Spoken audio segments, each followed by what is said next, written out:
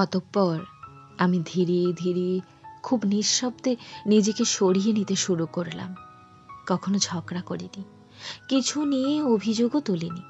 শুধু নিজের ভেতরের যন্ত্রণা আর প্রত্যাশাগুলোকে একটু একটু করে মেরে ফেলতে লাগলাম।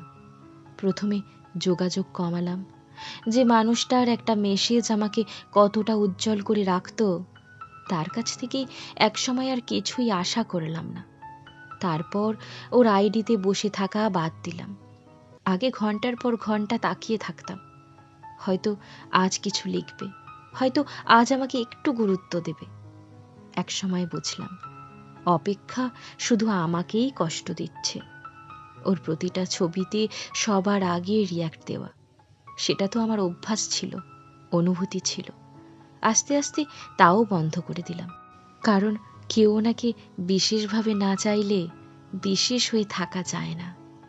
তার অনলাইন অফলাইনের খোঁজ রাখা, কখন আসে কখন যায় কতক্ষণ থাকে, এই ছোট ছোট পাগলামি যেগুলোতে আমার ভালোবাসার সরলতা লুকিয়েছিল, সবই থামিয়ে দিলাম। নিজেকে নিয়ে বাঁচার চেষ্টা করলাম। আমি সরে এসেছি। এটা কিন্তু রাগ থেকে নয়, অভিমান থেকেও না, বরং এতদিন পর বুঝলাম আমি কারো জীবনে জোর করে থাকতে চাই না। যেখানে আমার দরকার নেই সেখানে আমার থাকা মানায় না। ও আমার সরে আসা টের পেতে দেরি করলো। তবু একদিন হঠাৎ মেসেজ দিল, আমাকে তোমার মতো কেউ বোঝেনি, তোমার মতো আর কেউ ভালোবাসেনি। মেসেজটা পড়ে আমার বুকের ভিতরটা কেঁপে উঠেছিল। কারণ সত্যিই আমি তাকে বুঝতাম, যত্ন করতাম, ভালোবাসতাম। কিন্তু সেই সময় সে বুঝতে পারেনি যে ভালোবাসা সময় মতো মূল্য পায় না, তা শেষমেশ নীরব হয়ে যায়।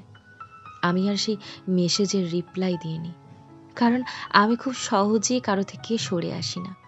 কষ্ট, অপমান, অবহেলা সব কিছু সহ্য করতে পারি, কিন্তু একবার চলে গেলে আবার পিছন ফিরে তাকাই না। ভালোবাসা আমার দুর্বলতা না, আমার সাহস।